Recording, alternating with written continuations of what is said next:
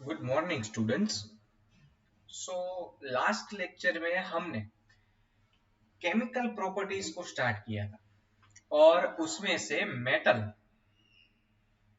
Air में oxygen से कैसे रिएक्ट करता है उसके बारे में बात की थी। वहां पे हमने एल्यूमिनियम ऑक्साइड और जिंक ऑक्साइड को एम्फोटेरिक बताया था, राइट। सो इस लेक्चर में हम हमारी दूसरी जो प्रॉपर्टी है, what happens when metal reacts with water, यानी कि जब मेटल पानी के साथ रिएक्ट करता है तो क्या होता है उसके बारे में बात करते हैं। सो हमारा नेक्स्ट रिएक्शन रहेगा विथ वाटर, ठीक है। इनको हम तीन कैटेगरी में डिवाइड करेंगे। कितनी? इस रिएक्शन को हम तीन कैटेगरी में डिवाइड करेंगे। पहला कैटेगरी होगा रिएक्शन विथ कोल्ड वाटर, ऐसे मेटल्स जो कोल्ड वाटर से भी रिएक्ट करते हैं। फिर दूसरी कैटेगरी होगी ऑब्वियसली हॉट वाटर, और तीसरी कैटेगरी जो है वो होगी वाटर वेपर। सो आपका रिएक्शन कुछ ऐसा बनेगा, मेटल जो है वो वाटर से जब रिएक्ट करता है तो सबसे पहले मेटल ऑक्साइड बनाता है एंड हाइड्रोजन गैस रिलीज करता है। उसके बाद ये जो मेटल ऑक्साइड है, ये मेटल ऑक्साइड वापस से वाटर से रिएक्ट करता है और वो हाइड्रोक्साइड में कन्वर्ट होता है, यानी कि MOH के अंदर वो कन्वर्ट होगा और साथ में कोई चीज रिलीज नहीं होगी। यानी कि पूरा रिएक्शन क्या होगा, metal plus water gives me either metal oxide. अगर मेटल ऑक्साइड पानी में सॉल्यूबल नहीं है तो वहीं पे रिएक्शन स्टॉप हो जाएगा, अगर सॉल्यूबल है तो वो हाइड्रोक्साइड में कन्वर्ट होगा। ओके, चलो सबसे पहले कोल्ड वाटर के साथ देखो। यहां पे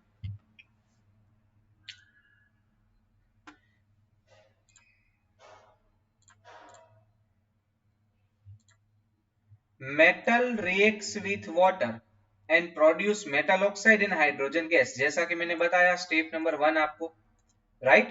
देखो, मेटल वाटर से रिएक्ट करके मेटल ऑक्साइड और हाइड्रोजन गैस बनाता है। Okay, metal oxide that are soluble in water, फिर ऐसे मेटल ऑक्साइड जो वाटर में सोल्यूबल है वो पानी से आगे रिएक्ट करेंगे और मेटल हाइड्रोक्साइड बनाएंगे, जैसा कि मैंने आपको बताया था। ये दोनों रिएक्शन दिए हैं, देखो आपको यहाँ पे। बट सारे मेटल जो है वो पानी से रिएक्ट नहीं करते, कुछ एक ऐसे भी है जो पानी से रिएक्ट नहीं करते, उसके बारे में भी हम बात करेंगे। चलो, अब पहली कैटेगरी, ऐसे मेटल्स जो कोल्ड वाटर से भी रिएक्ट करते हैं। देखो, metals like potassium and sodium reacts violently with cold water. Violently means वो डायरेक्टली वाटर की सरफेस पे फायर क्रिएट करेंगे। देखो, in case of sodium and potassium reaction is so violent and exothermic that the involved hydrogen immediately catch fire. अब आपको पता है वहां से हाइड्रोजन गैस रिलीज होता है, वो हाइड्रोजन गैस उतनी ज्यादा एनर्जी में डायरेक्टली बर्न होने लगेगा तो उसकी सरफेस जो है वो फायर कैच कर लेगी डायरेक्ट।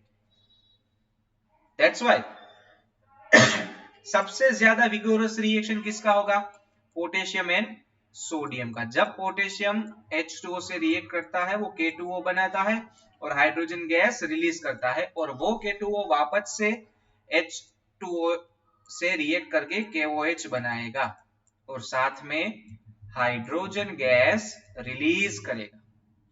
यहाँ पे 2 KOH चाहिए होंगे, 2 H2O और 2 पोटेशियम।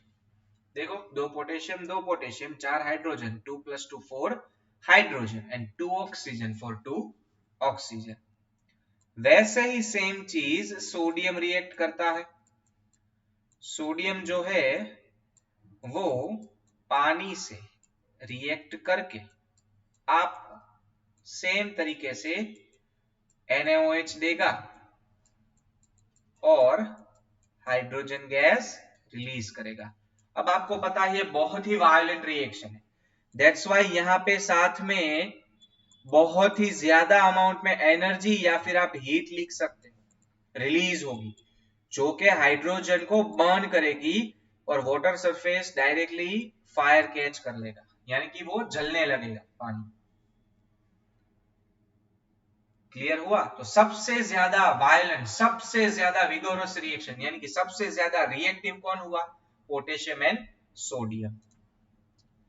देखो दोनों रिएक्शन आपको दिए हैं, हीट एनर्जी लिखा है ना, देखो the reaction of calcium with water is less violent. देखो कैल्शियम भी कोल्ड वाटर से रिएक्ट करता है, लेकिन वो इतना ज्यादा वायलेंट नहीं है, वो हीट इवॉल्व करता है लेकिन उतनी ज्यादा नहीं कि हाइड्रोजन बर्न होने लगे। सो कैल्शियम की केस में हाइड्रोजन बर्न नहीं होगा, लेकिन हाइड्रोजन जो है वो कैल्शियम की सरफेस पे चिपक जाता है, that's why hydrogen calcium metal को ऊपर सरफेस पे ले आता है। देखो calcium starts floating because bubbles of hydrogen gas form stick to the surface of metal। ये मोस्ट IMP है, 1 मार्क का क्वेश्चन। कैल्शियम फ्लोट करेगा सरफेस के ऊपर, क्यों? हाइड्रोजन उसके सरफेस पे स्टिक हो जाता है और हाइड्रोजन लाइटर देन एयर सीधा ही ऊपर आ जाता है कैल्शियम को साथ में लेके। Okay, so same reaction calcium भी करेगा लेकिन उतनी ज्यादा हीट नहीं रिलीज करेगा। So when calcium reacts with H2O, they provide CaOH twice और साथ में H2 गैस रिलीज होगा जो कि कैल्शियम को ऊपर लेगा। यहाँ पे 2 H2O है, अब कैल्शियम +2 है, दैट्स व्हाई CaOH ट्वाइस बनता है। ओके, सो ये रिएक्शन थे कोल्ड वाटर के साथ। अब हम बात करेंगे हॉट वाटर के साथ। ये 3 मेटल कोल्ड वाटर से रिएक्ट करते हैं। अब हम बात करेंगे ऐसी मेटल्स जो कि हॉट वाटर से रिएक्ट करती है। देखो magnesium do not react with cold water. Magnesium जो है कोल्ड वाटर से रिएक्ट ही नहीं करता, it reacts with hot water to form magnesium hydroxide and hydrogen. वो मैग्नीशियम हाइड्रोक्साइड बनाएगा और हाइड्रोजन गैस बनाएगा, जैसे ही कैल्शियम ने किया, लेकिन कोल्ड वाटर के साथ नहीं। किसके साथ? हॉट वाटर के साथ। Also it start floating due to the bubbles of hydrogen sticking to its surface. जैसे कैल्शियम फ्लोट करता था वैसे ही मैग्नीशियम भी ऊपर फ्लोट करेगा। क्यों? क्योंकि मैग्नीशियम की सरफेस पे भी तो हाइड्रोजन गैस स्टिक हो जाएगा। देखो so magnesium same way reacts with H2O liquid hot water और वो आपको MgOH ट्वाइस देगा और हाइड्रोजन गैस रिलीज करेगा। इसके लिए 2H2O चाहिए होगा, मैग्नीशियम ऊपर फ्लोट करने लगेगा। ये हॉट वाटर से रिएक्शन। और अब बात करते हैं स्टीम के साथ, यानी कि वाटर वेपर से कौन रिएक्ट करता है। जो हॉट और कोल्ड वाटर से रिएक्ट नहीं कर पाता वो स्टीम के साथ रिएक्ट करेंगे। देखो metals like aluminium, iron, zinc do not react either with cold और हॉट वाटर। एल्यूमिनियम, आयरन और जिंक जो है वो कोल्ड या हॉट वाटर से रिएक्ट नहीं करते, वो डायरेक्टली वाटर वेपर से रिएक्ट करते हैं। Most important question of today. जब भी वाटर गैसियस फॉर्म में होगा हाइड्रोक्साइड नहीं बनेगा, सिर्फ ऑक्साइड बनेगा। क्या बनेगा? सिर्फ ऑक्साइड। क्यों?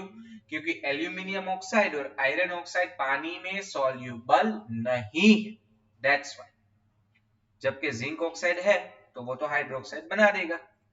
देखो एल्यूमिनियम जो है वो जब H2O से रिएक्ट करता है तो H2O गैसियस होना चाहिए, यानी कि स्टीम, और वो हमें Al2O3 देगा जो कि पानी में इनसॉल्यूबल है। सॉलिड ही रहेगा, हाइड्रोजन गैस रिलीज होगा। अब देखो यहाँ पे 3 ऑक्सीजन है, दैट्स वाई 3H2, और 3H2 यहाँ पे लेने पड़ेंगे, 2 एल्यूमिनियम है, दैट्स वाई 2 एल्यूमिनियम। देखो वही चीज का बताई है आपको। अब हम Fe की बात करते हैं। देखो Fe 2 स्टेप में रिएक्शन करता है, ये H2O में इनसॉल्युबल है, दैट्स वाई यहाँ पे रिएक्शन स्टॉप हो जाता है पहले स्टेप। अब हम Fe की बात करते हैं। Fe जो है वो 2 तरीके से रिएक्ट करेगा। पहला मेथड, FeO बनाता है, यानी कि फेरस ऑक्साइड, आयरन 2 ऑक्साइड, और हाइड्रोजन गैस रिलीज करता है। दूसरा जो रिएक्शन है वो Fe+3 का है, यानी जैसे ही एल्यूमिनियम करता है वैसे Fe भी करता है, और वो हमें Fe2O3 देता है, साथ में हाइड्रोजन गैस रिलीज होता है। तो यहाँ पे 3 ऑक्सीजन की वजह से 3H2O, 6 हाइड्रोजन की वजह से 3H2, और 2 Fe है, दैट्स वाई 2 Fe। अब आप इन दोनों का एडिशन करो जरा, तो यहाँ पे 2 + 1 3Fe, 3 + 1 4H2O, चलो Fe + Fe Fe3, और ऑक्सीजन 4। तो इस तरीके से Fe3O4 बनता है। Fe3O4 के अंदर क्या होता है भाई, तो एक मॉलिक्यूल FeO का होगा और एक मॉलिक्यूल Fe2O3 का होगा। याद रखना, ये कोई क्लियर नहीं करेगा आपको डायरेक्ट इक्वेशन दे देगा। ओके, देखो आपकी बुक के सेम रिएक्शन दिया है कि नहीं। चलो उसके बाद जिंक की बात करते हैं। तो जिंक जो है, अब Fe3O4 वाटर में इनसॉल्युबल है, तो यहीं पे रिएक्शन स्टॉप हो जाता है। लेकिन जिंक की अगर बात करते हैं, तो जिंक जब पानी से रिएक्ट करता है तो वो पहले स्टेप में जिंक ऑक्साइड बनाता है और हाइड्रोजन गैस रिलीज करता है, ये तो बैलेंस्ड है। और ये जो जिंक ऑक्साइड है वो पानी के अंदर डिसोल्व होता है स्पेरिंगली, दैट्स वाई वो बनाता है ZnOH ट्वाइस। क्लियर है। सो कभी कभी आपको ZnO लिख के दिया होगा H2O स्टीम के साथ, और कभी कभी H2O स्टीम के साथ आपको ZnOH ट्वाइस लिख के दिया होगा, दोनों सही। ओके, गलत नहीं है कुछ यहाँ पे। सो इन दोनों को मिला के आपको इक्वेशन कुछ इस तरह दिया होगा। देखो ZnO कैंसिल, तो Zn + 2H2O, तो उसमें से उन्होंने आपको बना के दिया होगा ZnOH ट्वाइस। कभी कभी बोल रहा हो, अगर एग्जाम में ऐसा आता है तो डरना मत, +H2। ये है तो भी सही है, ये है तो भी सही है, क्योंकि जिंक का ऑक्साइड पानी में सॉल्युबल है, दैट्स व्हाई। चलो, मेटल सच एज लेड यानी कि Pb, कॉपर यानी कि Cu, सिल्वर यानी कि Ag, और गोल्ड यानी कि Au do not react with water, यानी कि ये सारे तो पानी के साथ रिएक्शन करते ही नहीं, जीरो रिएक्शन विथ वाटर। तो ये सारे सबसे लेस एक्टिव हुए। चलो, सबसे ज्यादा एक्टिव सोडियम पोटेशियम, उससे कम कैल्शियम, उससे कम मैग्नीशियम, उससे कम एल्यूमिनियम Fe, जिंक आता है। उसके बाद लेड, कॉपर, सिल्वर, गोल्ड, ये सारे। फिर भी अभी ऑर्डर जो है वो कंप्लीटली हमें आइडेंटिफाई नहीं हुआ। चलो, नेक्स्ट हमारा थर्ड रिएक्शन है, what happens when metal reacts with acid. ये तो हम ऑलरेडी क्लियर कर चुके हैं आगे के लेक्चर में, सॉरी आगे के चैप्टर में। सो थर्ड टाइप है विथ एसिड, और ये तो आपको पता है, विथ एसिड जब मेटल एसिड से रिएक्ट करता है, मेटल का सॉल्ट बनता है और साथ में हाइड्रोजन गैस रिलीज होता है। Metal plus acid releases salt plus hydrogen gas. ये तो आपको पता है, ऑलरेडी किया है। देखो सेम एक्टिविटी बताई है आपको यहाँ पे। कौन सा एसिड है, देखो सारी मेटल लेनी है आपको, सोडियम और पोटेशियम के अलावा, और उसको फिर आपको HCl से रिएक्ट करवाना है। चलो यहाँ पे लिखे हैं मैग्नीशियम, एल्यूमिनियम, जिंक और आयरन। सबसे पहले HCl से करवाते हैं। चलो मैग्नीशियम का HCl से reaction, so magnesium when reacts with HCl क्या होगा, उसका सॉल्ट बनेगा MgCl2 और हाइड्रोजन गैस रिलीज होगा। इसको बैलेंस करो, सो 2 chlorine 2 hydrogen, that's why 2HCl। फिर एल्यूमिनियम की बात है, तो एल्यूमिनियम जो है वो HCl से रिएक्ट करेगा, एल्यूमिनियम क्लोराइड बनाएगा, यानी कि AlCl3, क्योंकि एल्यूमिनियम +3 है, साथ में हाइड्रोजन गैस रिलीज होगा। चलो अब यहाँ पे बैलेंस करना होगा। सबसे पहले यहाँ पे 2 लिख लो और यहाँ पे 3। क्यों? क्योंकि क्लोरीन और हाइड्रोजन इक्वल नंबर में नहीं थे, तो मैंने उसको इक्वल किया। देखो 6 कर दिए। अब यहाँ पे 6 HCl और 2 एल्यूमिनियम की वजह से 2 एल्यूमिनियम। ओके, उसके बाद जिंक, तो जैसे मैग्नीशियम ने किया रिएक्शन वैसे ही जिंक करेगा HCl से रिएक्ट और हमें ZnCl2 देगा, और साथ में हाइड्रोजन गैस रिलीज होगा 2HCl। चलो आयरन FeHCl से रिएक्ट करके आपको FeCl2 देगा, साथ में हाइड्रोजन गैस रिलीज होगा, दैट्स व्हाई 2HCl, और वो +3 भी होता है, दैट्स व्हाई एल्यूमिनियम की तरह रिएक्शन उसका FeCl3 वाला भी हो सकता है। तो जब Fe रिएक्शन पूछे तो आयरन 2 क्लोराइड और आयरन 3 क्लोराइड दोनों बनते हैं। चलो 3 और 2, तो यहाँ पे 2 से मल्टीप्लाई करो तो 6 क्लोरीन और यहाँ पे 3 से करो तो 6 hydrogen, that's why 6 HCl 2 Fe, so 2 F। तो ये आपको 4 मेटल बोली थी, चारों मेटल की HCl से रिएक्शन। अब वैसे ही उन्होंने हाइड्रोक्लोरिक एसिड से रिएक्शन पूछा है।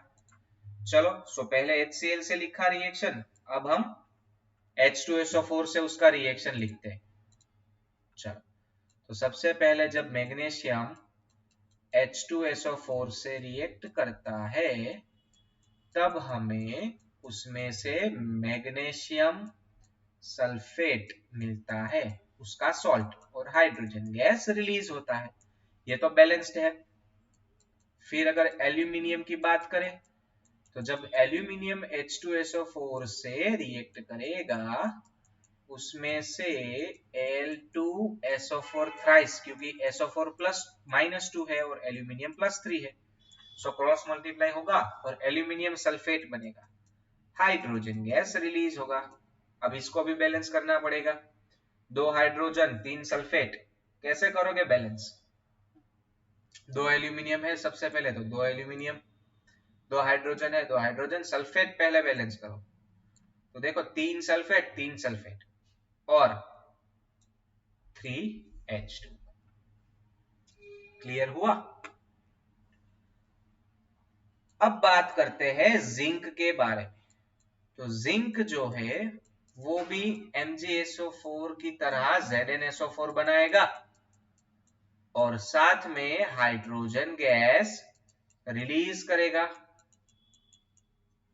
Fe की अगर बात करें तो Fe +2 और +3 दोनों होता है, दैट्स व्हाई जब Fe +2 होगा तो वो बनाएगा FeSO4 और हाइड्रोजन गैस रिलीज करेगा, और जब Fe +3 होगा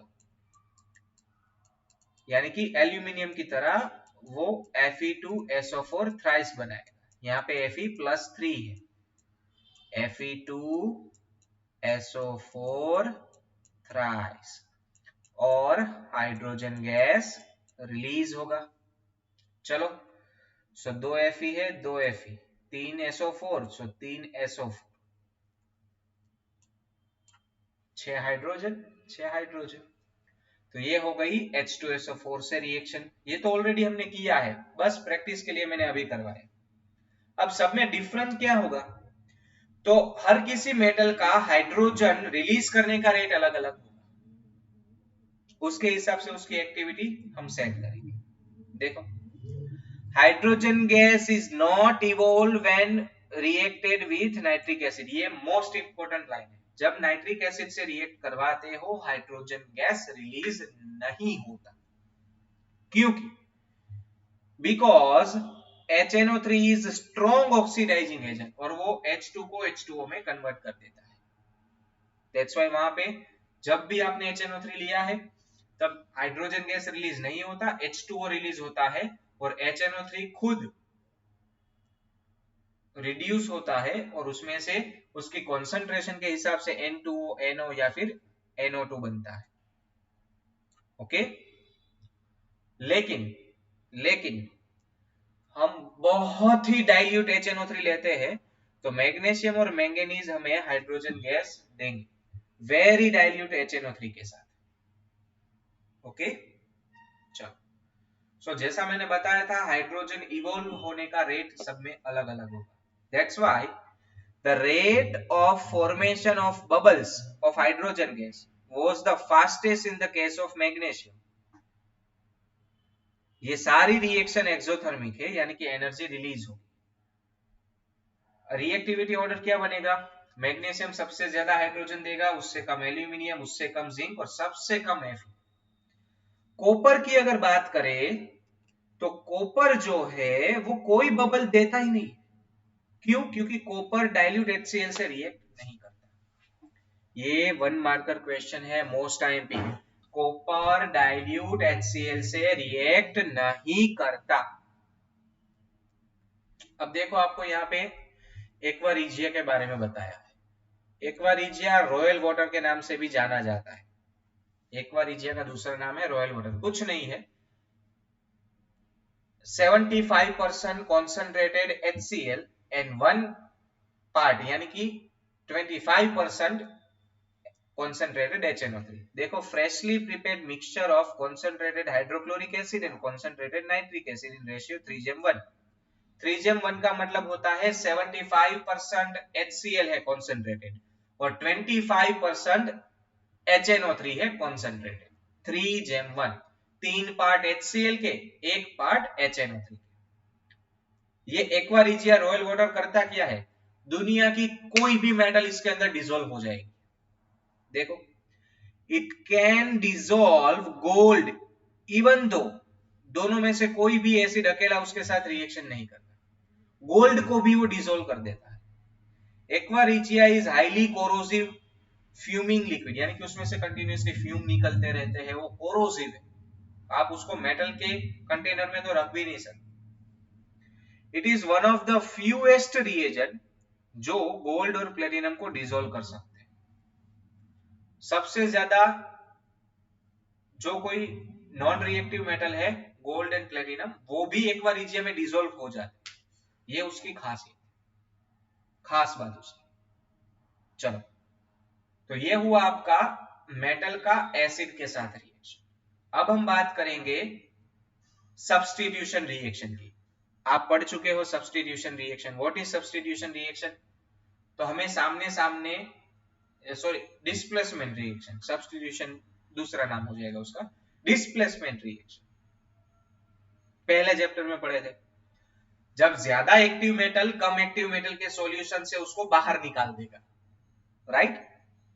ज्यादा एक्टिव मेटल कम एक्टिव मेटल को उसके सॉल्यूशन से बाहर निकाल देगा, तो उसे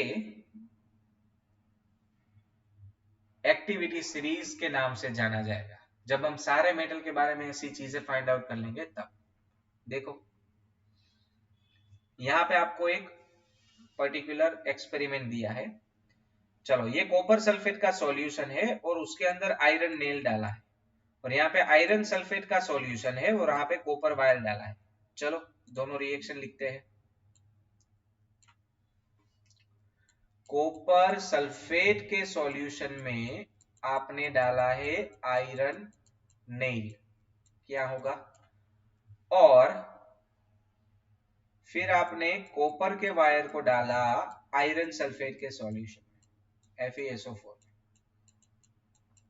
चलो बता दो।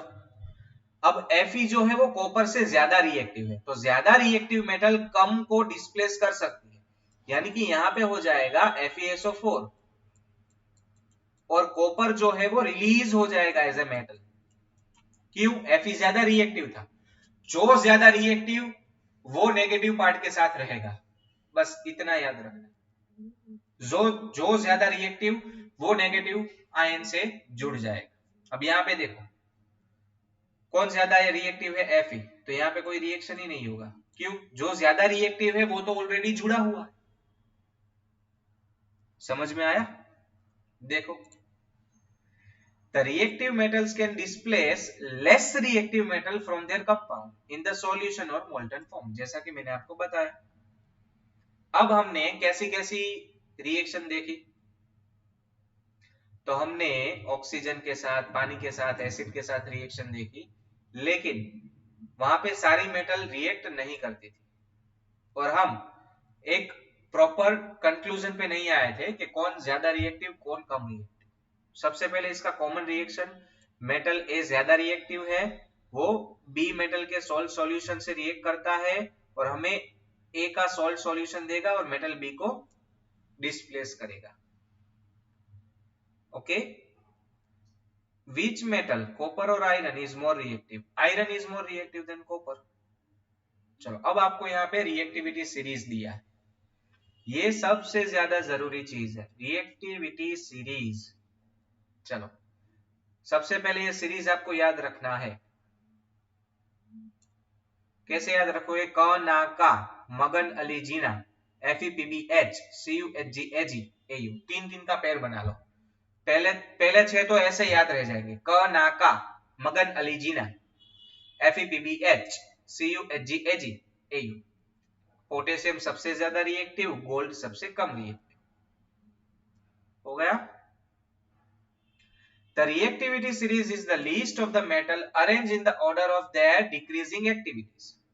After performing displacement experiment, सारी मेटल के डिस्प्लेसमेंट एक्सपेरिमेंट करने के बाद हमें ये सीरीज मिला। कनाका यानी कि sodium, potassium, sodium, calcium, Magan Ali Jina, magnesium, aluminium, zinc, FePbH, iron, lead, hydrogen, CuHgAg, copper, mercury, silver, and Au, gold. तीन तीन के पेयर में याद रखना, पूरा सीरीज आपको याद रखना है, उसके अलावा आप कुछ नहीं कर सकते। ये सीरीज के बिना ये चैप्टर फेल है। ओके, तो ये सीरीज आपको बाय हार्ट पहले याद रखना है, भूलना मत। मोस्ट टाइम भी है, सीरीज से रिलेटेड एक क्वेश्चन तो बोर्ड एग्जाम में होगा डेफिनेटली।